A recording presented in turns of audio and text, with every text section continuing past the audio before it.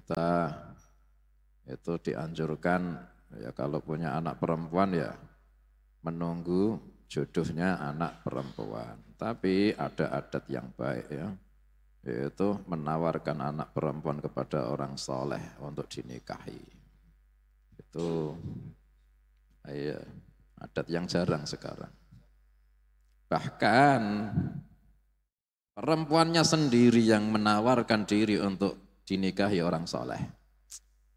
Dulu Rasulullah Sallallahu Alaihi Wasallam tawari sama seorang wanita untuk menikah dengan beliau.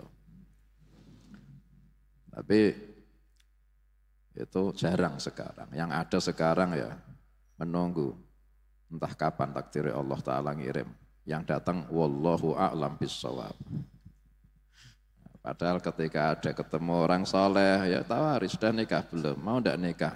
Sama siapa? Anakku, lah gitu. Ini sudah dipercaya kesolehannya, ya kan? Itu.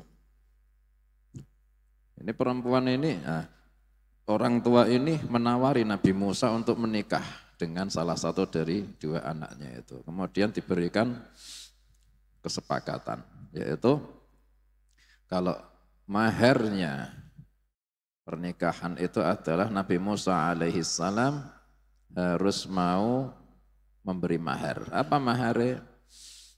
Qala ta'ala Ba'da a'udzu billahi minasy syaithanir rajim.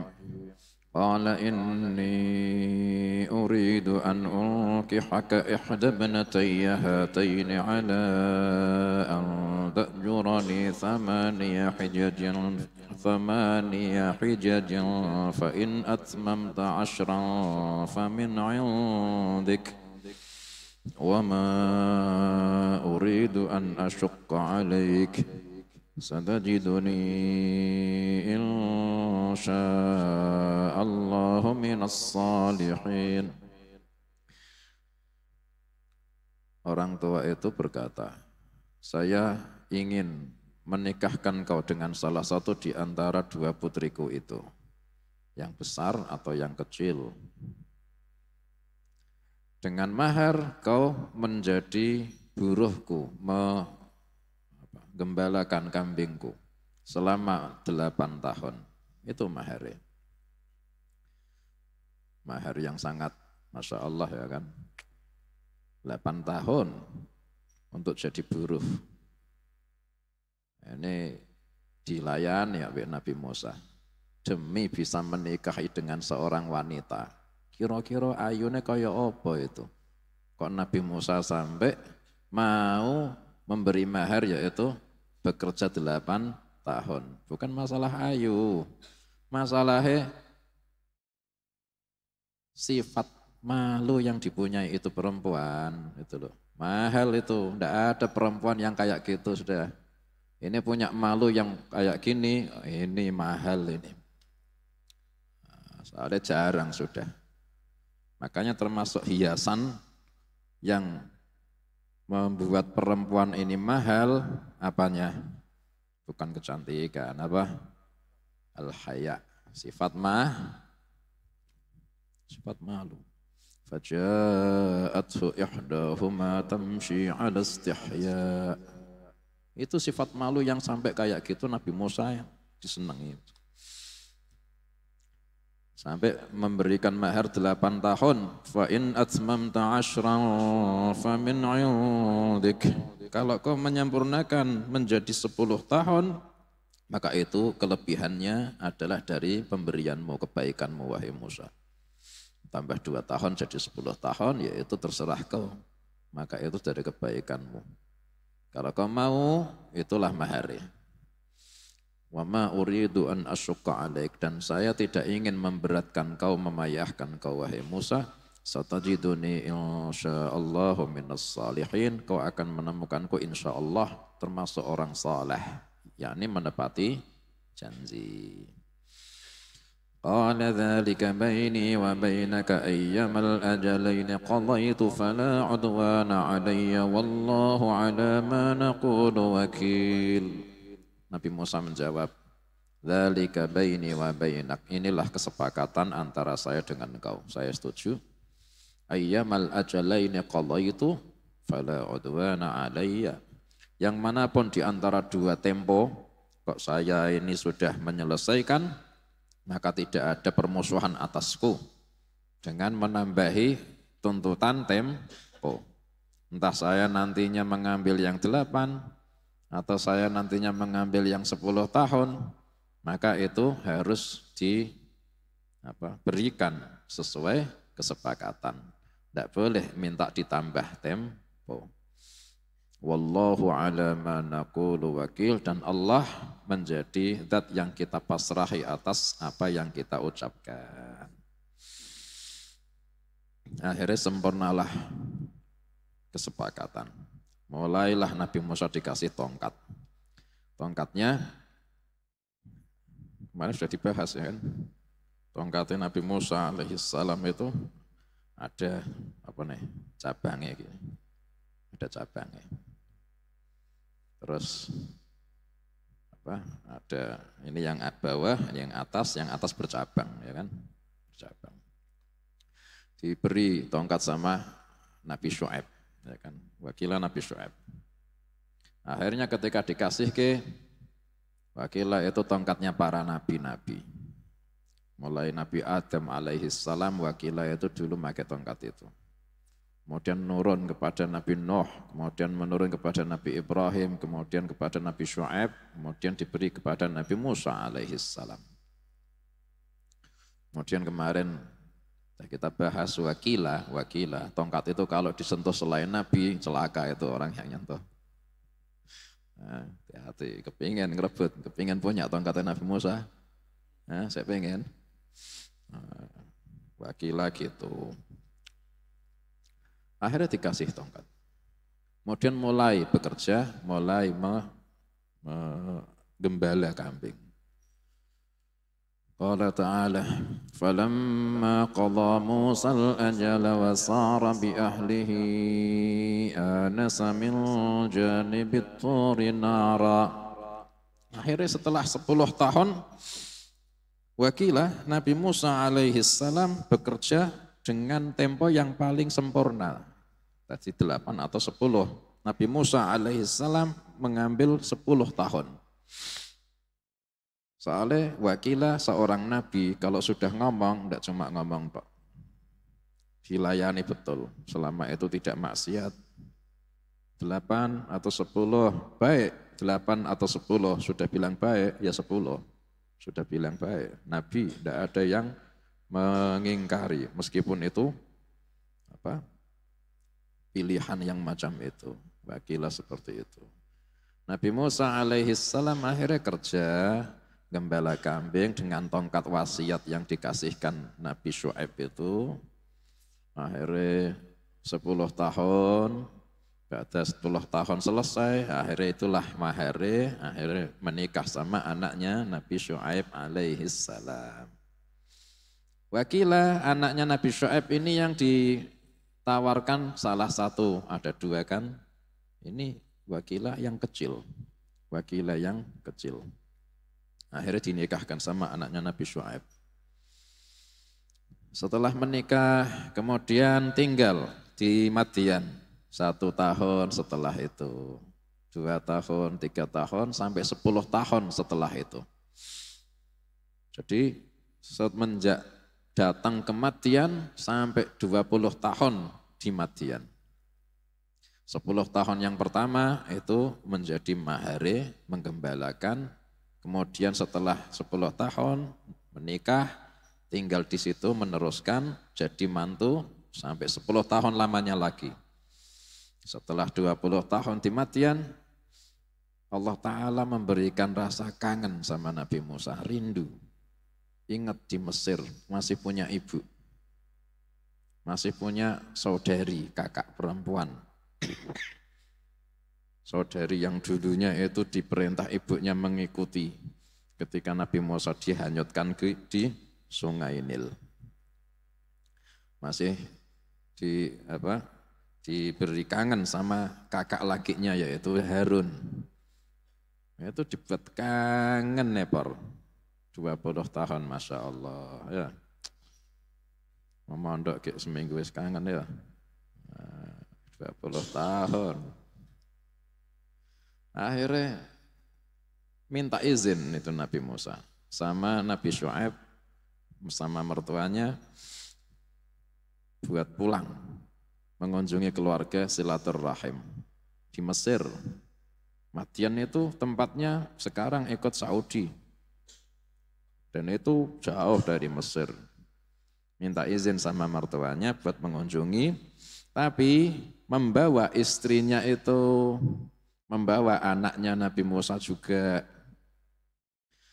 Ditambah Nabi Musa alaihi salam waktu itu minta sama istrinya, minta bekal sama bapakmu, apa kambing-kambingnya itu loh, saya kan juga ikut ngerawat toh. Ini saya mau ke Mesir, ini ya minta apa bekal beberapa kambing. Akhirnya diminta ke sama anaknya. Wahai bapakku, ini suamiku minta bekal kambing yang ikut digembalakan sama dia. Akhirnya Nabi Syuaib ngasih kambing, ngasih bekal, dikasih bekal, ini kambing yang tahun ini lahir, yang lahirnya kok beda warna sama induknya, jadi punyanya Musa. Tapi kalau yang tahun ini lahir kok lahirnya itu warnanya sama, tetap punya aku. Subhanallah, tahun itu kambingnya mana buahnya, ngelahir ke buahnya, semua yang dilahir ke beda warna sama induke. Nah, induke ini kambing yang dipunyai Nabi Syuaib hitam semua, hitam bagus-bagus, hitam-hitam semua. Begitu ngelahir ke belang putih, hitam putih, hitam putih, hitam. Semua ada putih, kecuali 2 atau berapa gelintir tok yang enggak. Semua itu belang, beda sama induknya. Akhirnya Nabi Syuaib tahu ini Allah Ta'ala memang giring rizki buat kau wahai Musa. Semuanya punyamu. Akhirnya itulah Allah Ta'ala kalau sudah ngirim asbab, terus kita itu tinggal menempuh itu sebab, Allah Ta'ala giring rezeki dari Allah. Itu kalau syaratnya kita melazimi mengolah apa? Asbab yang Allah Ta'ala sudah kirim. Makanya santri tidak usah bingung. Nabi Musa alaihi salam punya kambing banyak, Masya Allah. Itu dari apa? Itu datang kematian, ketemu orang tua, dinikah ke anaknya salehah, mau. Kemudian bagaimana ini nanti bekalnya, enggak punya harta banyak. Allah Ta'ala kasih asbab, gembala kambing, nanti mertuanya ngasih apa? Kalau ini anaknya nanti beda warna, nanti punyamu, diiyani aja dah. Akhirnya beda warna, Allah Ta'ala ngirim asbab. Tinggal ngolah. Setelah waktunya pergi, akhirnya berangkat ke Mesir sama istrinya, sama anaknya, bawa kambing-kambingnya Nabi Musa alaihi salam. Akhirnya mulai dari Madian berangkat menuju Mesir. Jauh, Mesir itu Afrika. Itu berangkat lewat jalan yang tidak biasanya ditempuh. Wakilah Nabi Musa alaihi salam lewat jalan, kalau dulu dari Mesir ke Madian juga dari jalan yang tidak biasa ditempuh, soalnya menghindari kejarannya tentara Fir'aun. Sekarang kembali ke Mesir juga lewat jalan yang enggak biasa ditempuh juga. Soalnya wakilah menghindari raja-raja Syam. Soalnya kalau mereka itu ketemu sama orang asing, bawa harta biasanya dirampasi, pasukan-pasukannya biasanya zalim-zalim. Walhasil menghindari. Akhirnya lewat jalan yang enggak biasa ditempuh. Setelah sampai di rute-rutenya, ya kan, Nabi Musa di satu malam, ketika sudah mulai masuk Mesir itu, yaitu di Gunung Tur, Allah Ta'ala mengirimkan, Masya Allah, waktu itu cuaca sangat dingin, dinginnya padang pasir, Masya Allah. Padang pasir itu ada dinginnya juga loh ya, kalau sudah dingin mantap ya. sampai kulit ya berkerut, masya Allah. Itu Nabi Musa alaihissalam dikirimi Allah Ta'ala malam-malam cuaca dingin nepar, kemudian angin banter, kambingnya berat itu, lepas. Ada angin itu kambingnya itu udah takut, akhirnya kesana, ada yang kesana, bingung Nabi Musa. Ditambah istrinya ketika itu hamil tua mau melahirkan, bayangke. Kondisi kayak gitu. Pikirannya, ayo opo iku Nabi Musa. Malam anginnya banter, dingin, kambingnya lepas ke sana ketakutan, ditahan-tahan masih lepas. Tambah istrinya sakit mau melahirkan, Nabi Musa alaihissalam kepingin menghidupkan api, menyalakan api, buat menghangatkan. Itu kayu yang dibuat menyalakan api, kayu zaman kuno, belum ada korek. Itu kayunya dinyalakan tidak bisa nyala. Basah, ada kayu basah, musim dingin. Ada yang kering, anginnya kayak gini. Sudah ikhtiar tidak bisa nyala. Akhirnya ketika tengah-tengah bingung kayak gitu, falamma qadha Musal ajala wa sara bi ahlih.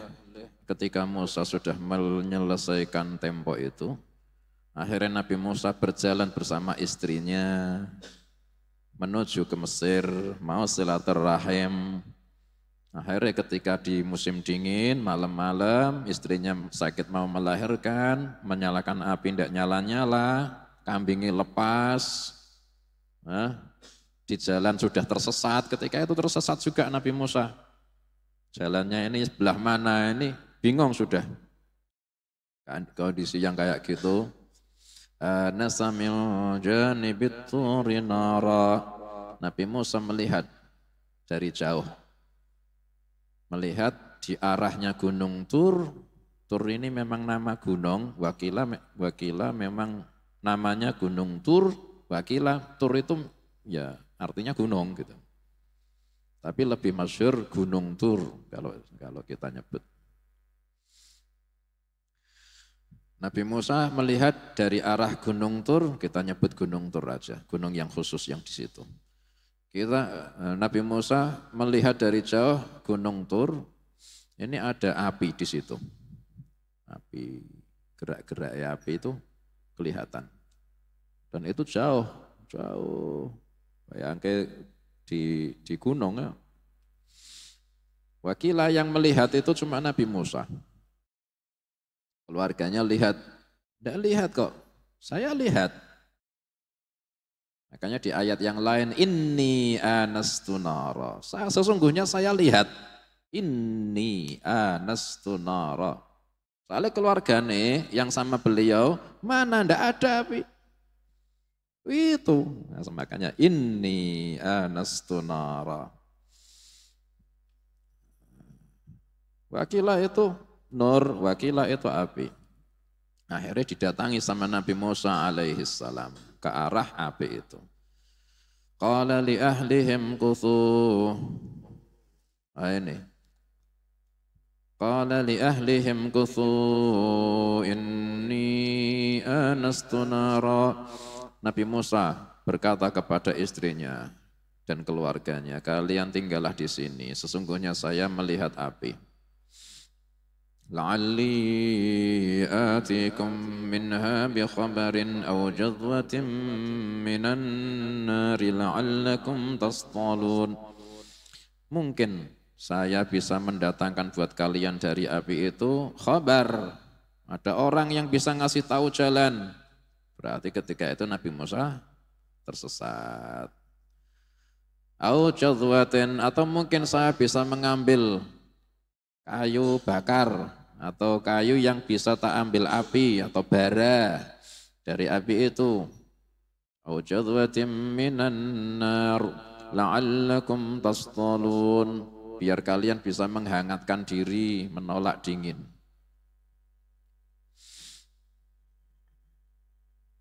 Soalnya ketika itu musim dingin.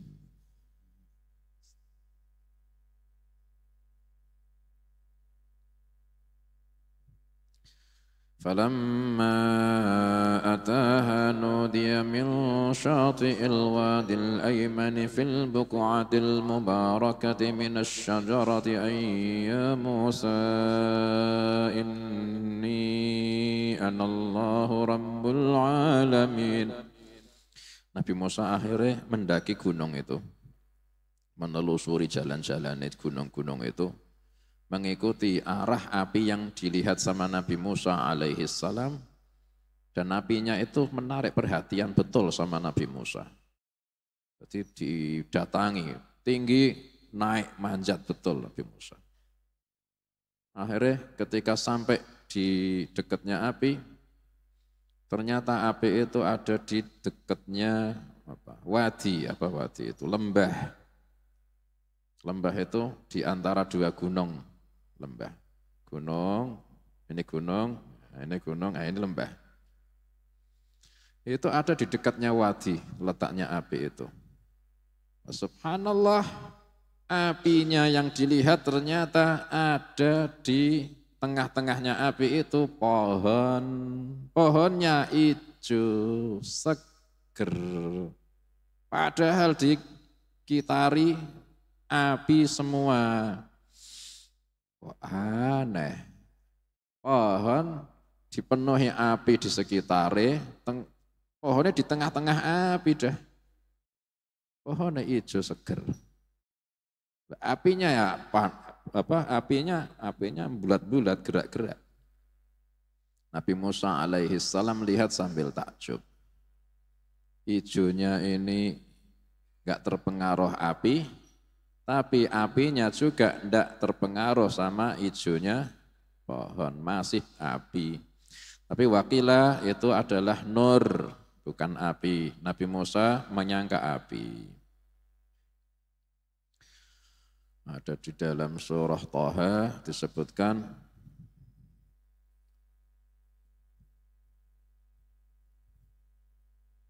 ya Musa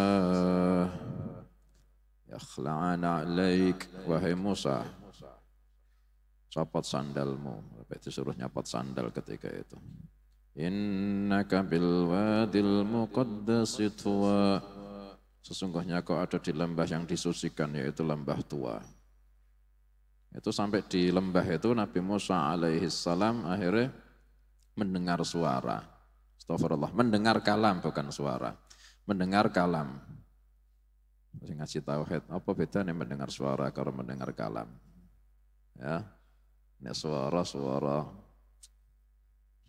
ya kita ini suara. Allah Ta'ala, kalamullah bila sautin wala harfin.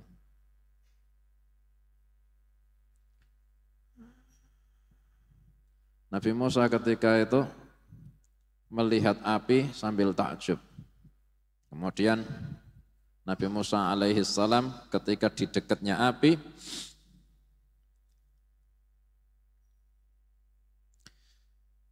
falamma ataha, ketika Nabi Musa sudah mendatangi itu api, takjub, nudiya min syati'il wadil ayman. Nabi Musa dipanggil dari arah sebelah kanannya lembah itu. Fil buqatil mubarakah, di tempat yang diberkahi. Panggilan itu minas syajarah, dari pohon. Pohon yang menyala-nyala itu. Ketika di dekat pohon itulah Nabi Musa dipanggil. Wakilah pohonnya itu, ada yang mengatakan pohon anggur. Wakilah ada yang mengatakan pohon beri. Wakilah ada yang mengatakan pohon akasia. Wakilah ada yang mengatakan pohon apa istilahnya? Berduri, apa? Ausaj.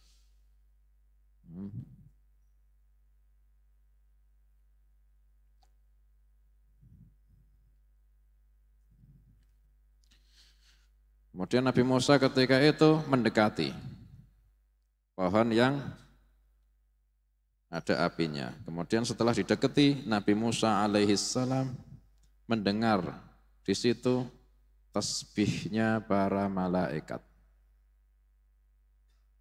Tasbih malaikat, Masya Allah, penuh tasbih malaikat. Akhirnya Nabi Musa alaihissalam diberikan sama Allah Ta'ala sakinah, ketenangan di dalam hati. Ayem mepar. Nabi Musa alaihissalam melihat apinya takjub.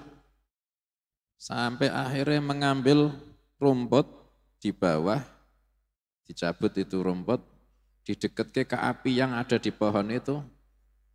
Biasanya kalau didekatkan ya terbakar. Ini rumput didekatkan malah apinya mundur. Rumputnya dijauhkan, apinya balik. Tambah heran Nabi Musa, aneh iki api. Akhirnya Allah Ta'ala ketika itu singkap buka hijabnya Nabi Musa dari pendengarannya Nabi Musa sampai akhirnya mendengar kalam Allah yang bila harfin wala sautin, tanpa jihah. Sampai akhirnya mulai mendengar, ya Musa inni anallahu rabbul alamin. Wahai Musa, sesungguhnya sayalah Allah Tuhan semesta alam. Perkenalan pertama Nabi Musa dengan Tuhannya.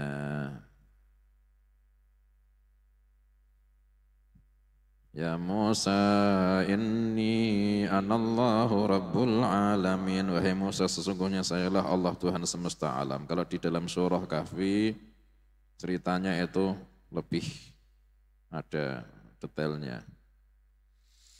Kalau di dalam surah Kahfi, falamma ataha nudiya ya Musa, ketika Nabi Musa mendatangi api itu, tiba-tiba dipanggil, wahai Musa. Inni ana rabbuka fakhla'na 'alaika innaka bil wadil muqaddasi tuwa. Wahai Musa, sesungguhnya sayalah Tuhanmu. Itu ketika Nabi Musa mendengar, tidak cuma dengan telinga wakilah. Soalnya yang didengar bukan suara. Kita punya telinga alat pendengar. Pendengar itu mendengar apa? Suara. Suara itu ya makhluk. Allah Ta'ala kalau kalam itu bila harfin wala saut. Telinganya ini tidak cuma telinga yang menerima kalamnya Allah Ta'ala. Tapi seluruh tubuhnya Nabi Musa ini menerima kalamnya Allah Ta'ala. Ya, kalau bisa kita gampang memahami, yang mendengar ini tidak cuma telinga, seluruh tubuhnya bisa mendengar. Soalnya ini kalam Allah. Sampai Nabi Musa takjub dengan kalam ini. Ya Musa. Akhirnya Nabi Musa ini jawab.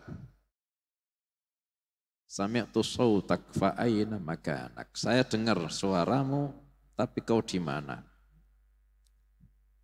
Dijawab, ana fauqak, ana ma'ak, ana aqrabu minka min nafsik. Saya ada di atasmu, saya ada bersama kau, dan saya berada dekat, lebih dekat daripada diri kau sendiri. Nabi Musa akhirnya sadar sifat yang kayak gitu itu pasti Allah. Akhirnya diperintah, inni ana rabbuka fakhla'na 'alaik. Sesungguhnya sayalah Tuhanmu. Copotlah sandalmu wahai Musa. Innaka bil wadil muqaddasi tuwa. Sesungguhnya kau sedang berada di lembah yang disucikan, lembah tua, namanya Tua. Di Mesir itu, dekat gunung, namanya Gunung Tur. Wakilah kenapa kok disuruh nyopot sandal? Ada yang mengatakan soalnya Nabi Musa alaihissalam itu pakai sandal dari kulit himar yang bangkai, tapi tanpa disamak. Nah, biar suci mestinya boleh dipakai. Ada kulit himar. Kalau misal kalian jalan-jalan di dekat jalan itu ada bangkai apa contohnya, bangkai apa wae, kecuali bangkai babi sama anjing ya, atau matulida minhuma. Misal ketemu bangkai macan yang gini gang, misal neono. Maksud dilewati, kulitnya bisa dibuat itu jaket ya, dirajah ya kan. Itu Nabi Musa ini sandalnya dari kulit, sandal kulit, Masya Allah, sandal kulit zaman dulu ya. Itu dari kulit himar yang bangkai tapi tanpa disamak, akhirnya ya najis. Makanya tidak boleh memakai najis, pakaian yang najis ketika menghadap kepada Allah. Ya kita kan juga gitu kan, syaratnya salat kita biar sah itu harus taharah fil makan, wal libas, wal badan, harus suci di badan, di tempatnya dan di pakaiannya harus bersih suci. Nabi Musa menghadap Allah ini, ikhla'na alaik, innaka bil wadil muqaddasi tuwa, soalnya wakila ada yang mengatakan sandalnya dari bangkai himar yang belum disamak. Tapi wakila ada yang mengatakan ikhla'na alaik, innaka bil wadil muqaddasi tuwa, copot sandalmu, kau berada di lembah yang disucikan, biar kakimu ini menyentuh sama tanah yang disucikan itu, biar menyentuh sama tanah yang diberkahi, biar kena langsung dengan kulitmu, biar ikut kena barokah. Soalnya itu tempat diberkahi. Dan ketika nantinya Rasulullah Shallallahu Alaihi Wasallam Isra Mi'raj mampir ke situ, diberkahi 2 kali. Yang pertama diberkahi ketika Nabi Musa alaihissalam diangkat jadi nabi. Yang kedua diberkahi soalnya nanti didatangi sama Rasulullah sallallahu alaihi wasallam ketika malam Isra. Ya Musa atadri aina hadzal makan? Kau tahu ini tempat di mana? Enggak tahu ya Allah. Ini adalah tempat dulu Musa ketika diajak bicara sama Allah. Akhirnya Nabi Musa disuruh nyopot sandali, dicopot sandali. Akhirnya dilempar di luar lembah. Innaka bil wadil muqaddasi tuwa wa ana akhtartuka fastami' lima yuha. Dan saya memilihmu wahai Musa, maka dengarkanlah dengan seksama. Fastami' bukan fasma'. Fastami'. Saya dengar. Apa tadi? Apa ya? Bukan istima itu cuma sama. Fastami'. Makanya kalau di dalam Jumatan ya, ada sebagian ulama yang mengatakan syarat sahnya khutbah Jum'ah adalah ada 40 orang yang istima' yang mendengarkan dengan seksama. Ada juga yang mengatakan ada 40 orang yang 39, 40 sak imamnya. Ada yang mengatakan bukan istima' tapi as-sam'u. As-sam'u itu mendengar, tidak tuli. Makanya kalau ada yang sebagian kok tuli, sebagian dari 40 kok tuli, tidak sah. Kalau masalah as-sam'u itu mendengar, tidak tuli, lebih enak. Pokok dengar, faham, tidak faham, tapi pokok dengar, sah. Tapi kalau istima' yang satu tidur, akhirnya 39 itu salah satu, yang datang kok 39 persis, yang satunya khutbah 40 sama yang khutbah yang dengar ke 39 kok ada yang tidur satu, tidak istima', tidak sah. Rata-rata sing ning Jumatan niku sing turu karo sing melek akeh sing ndi. Ngene kabeh cah. Ya mungkin ya istima' ya kan dengan seksama sekali ya kan. Itu perintah fastami' lima yuha, bukan fasma'. Wa idza quri'al Qur'anu fastami'u lahu wa ansitu la'allakum turhamun. Kalau dibacakan Quran, istami'u, dengarkanlah dengan seksama. Dan diam, la'allakum turhamun, nanti kalian diberkahi. Jin ketika mendengarkan Quran, inna sami'na Qur'anan ajaba. Kami mendengarkan bacaan yang menakjubkan. Menakjubkan berarti enggak cuma sami'na, ya mendengarkan dengan istima', dengan seksama, betul-betul mendengarkan. Itu Nabi Musa akhirnya pertama kali diajak bicara sama Allah, mulai diangkat jadi Nabi. Insya Allah kita lanjutkan di pertemuan yang akan datang. Mudah-mudahan dikasih umur panjang, sehat wal afiyah.